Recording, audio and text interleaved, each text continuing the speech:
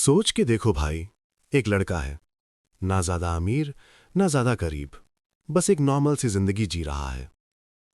सुबह उठता है, काम पे जाता है, शाम को थका हुआ वापस आता है, मोबाइल खोलता है, सोशल मीडिया स्क्रॉल करता है और फिर एक ही चीज बार बार दिखती है।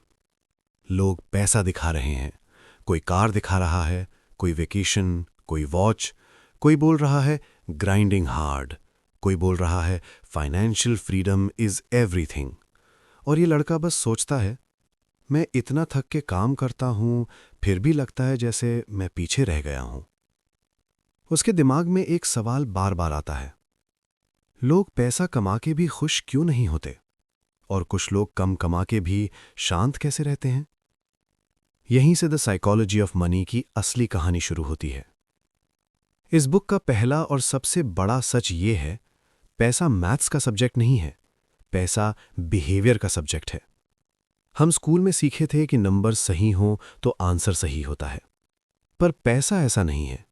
यहां नंबर सही होते हुए भी डिसीजंस गलत हो जाते हैं, क्योंकि पैसा दिमाग से नहीं, इमोशन से डील करता है। Fear, greed, ego, insecurity, comparison, ये सारी चीजें क्वाइटली तुम्हारे डिसीजंस को कंट्रोल करती हैं और तुम्हें पता भी नहीं चलता। लड़का नोटिस करता है, जब भी थोड़ा पैसा बचता है तो दिमाग कहता है इससे कुछ बना लेते हैं, पर दिल कहता है यार लाइफ एंजॉय भी तो करनी है। और फिर गिल्ट आता है, कंफ्यूजन आता है, स्ट्रेस आता है। बुक यहीं पे एक सिंपल बात बोलती है, पैसा न्यूट्रल नहीं होता, पैसा हमेशा इमोशनल होता है।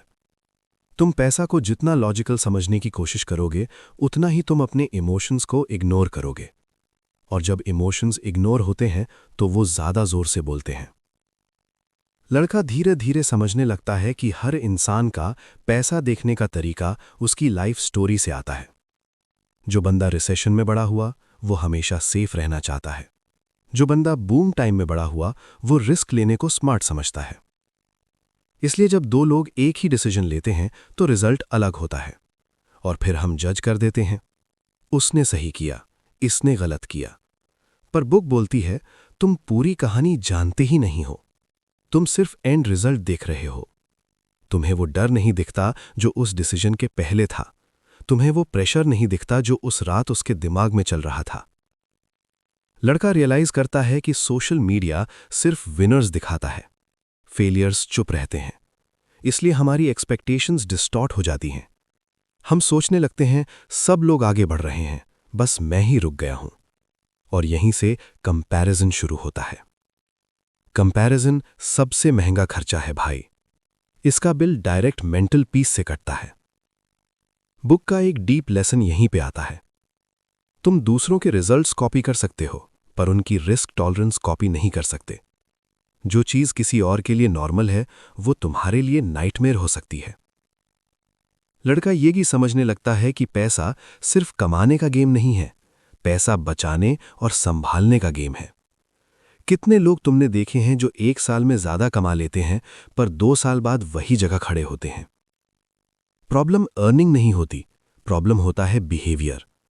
पैसा आता है तो ईगो आता है, ईगो आता है तो डिसिप्लिन जाता है, और डिसिप्लिन गया तो पैसा भी गया। बुक बोलती है, जो पैसा संभाल नहीं सकता वो पैसा डिजर्व भी नहीं करता। ये लाइन हार्श लग सकती है, पर सच यही है। लड़का अपनी जिंदगी को पीछे मुड़ के देखता है।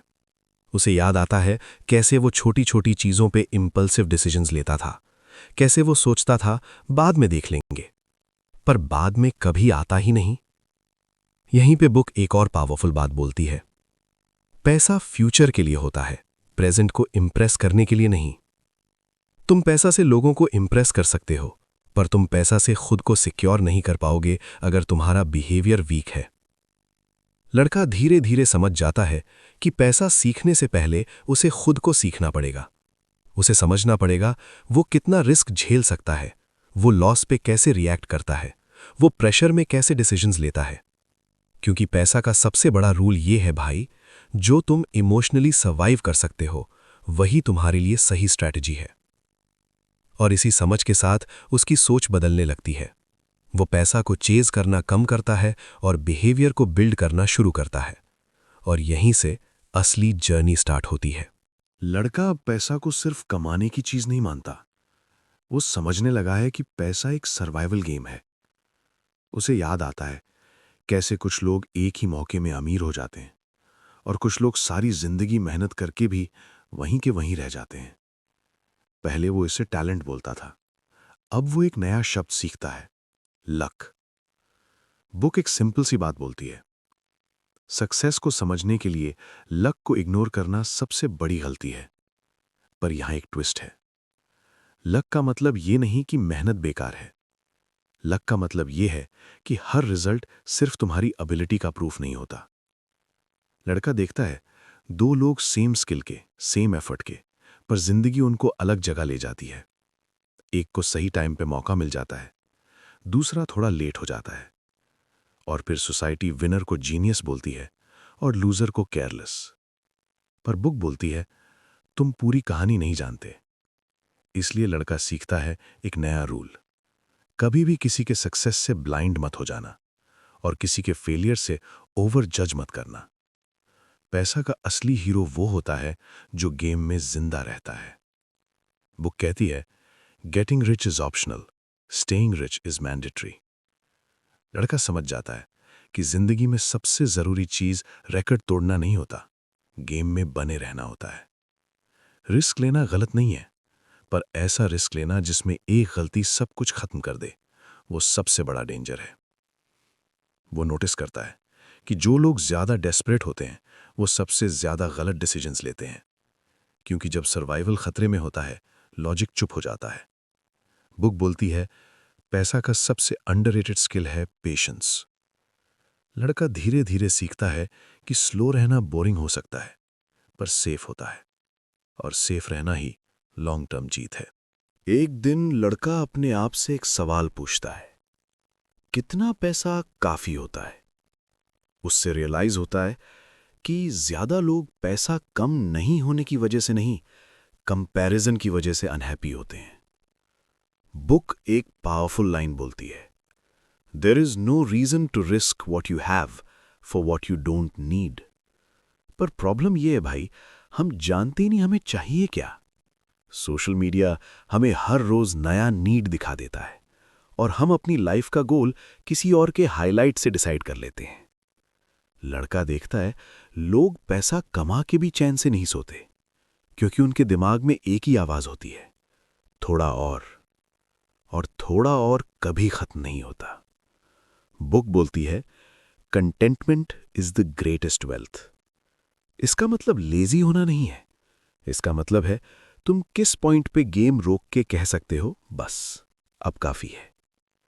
लड़का समझता है कि जो इंसान इनफ नहीं जानता वो कभी सेफ नहीं होता, क्योंकि जब तुम्हें बस और चाहिए होता है तुम अपना पीस दांव पे लगा देते हो, और पीस गया तो पैसा भी सिर्फ एक नंबर रह जाता है। वो सीखता है कि पैसा का असली यूज फ्रीडम है, चॉइस की फ्रीडम, टाइम की फ्रीडम और मेंटल पीस की फ्रीडम। अब लड़का वापस उसी जगह खड़ा है जहां से कहानी शुरू हुई थी, पर अब वो पहले जैसा नहीं है। उसके पास शायद करोड़ नहीं है, पर उसके पास क्लैरिटी है। वो जानता है कि पैसा उसका बॉस नहीं है, वो पैसा का स्लेव नहीं है। वो पैसा को एक टूल मानता है जो उसे सपोर्ट करता है, कंट्रोल नहीं।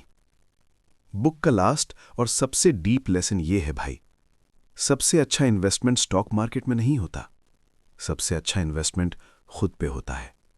तुम जितना अपना बिहेवियर स्ट्रांग बनाओगे उतना पैसा तुम्हारा दोस्त बनेगा। तुम जितना इमोशंस पे कंट्रोल सीखोगे उतना फ्यूचर सेफ होगा। और याद रखना, पैसा तुम्हारी वैल्यू डिफाइन नहीं करता, पर तुम्हारा रिलेशनशिप पैसा के साथ तुम्हारी लाइफ डिफाइन करता है।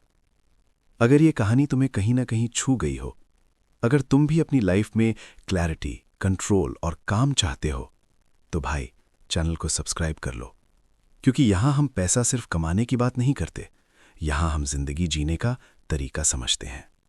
मिलते हैं एक और कहानी के साथ।